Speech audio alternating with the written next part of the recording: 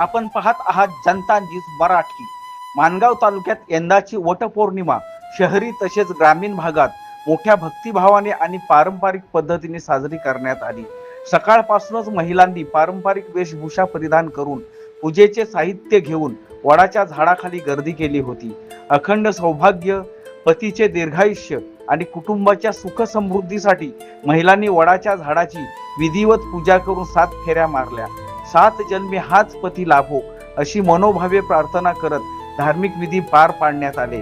तालुक्यातील विविध गावांमध्ये महिलांनी मोठ्या संख्येने सहभाग घेतला। पारंपरिक संस्कृतीचे जतन करत एकमेकांना वटपौर्णिमेच्या शुभेच्छा देण्यात आल्या। सर्वत्र भक्तिमय आणि उत्साहपूर्ण वातावरण पाहायला मिळाले। अशाच ताज्या विश्वासार्ह बातम्यांसाठी जनता न्यूज मराठी YouTube चॅनलला सबस्क्राइब करा, व्हिडिओला लाईक करा आणि शेअर करायला विसरू नका। सावित्री आली, वट सावित्री आली, वट सावित्री आली, पूजा वडाची करूया, पूजा वडाची करूया, लेन कुंकवाचा मागूया, लेन कुंकवाचा मागूया,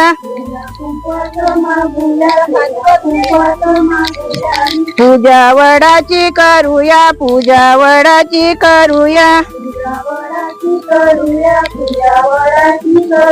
लेन चुड्याचा मागूया, लेन चुड्याचा मागूया।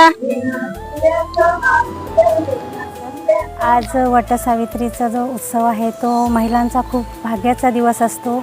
आजच्या दिवशी आपल्या पतीला दीर्घायुष्य लाभो याच्यासाठी महिला प्रार्थना करत असतात आणि त्यासाठी आपल्या माणगाव तालुक्यातून ह्या वडाच्या झाडाची पूजा करण्यासाठी प्रत्येक जागोजागी महिला आपलं पूजेचं साहित्य घेऊन येऊन आपल्या पतीसाठी दीर्घायुष्य लाभो याच्यासाठी प्रार्थना करतात आणि खूप उत्साहाचं वातावरण आहे महिलांमध्ये।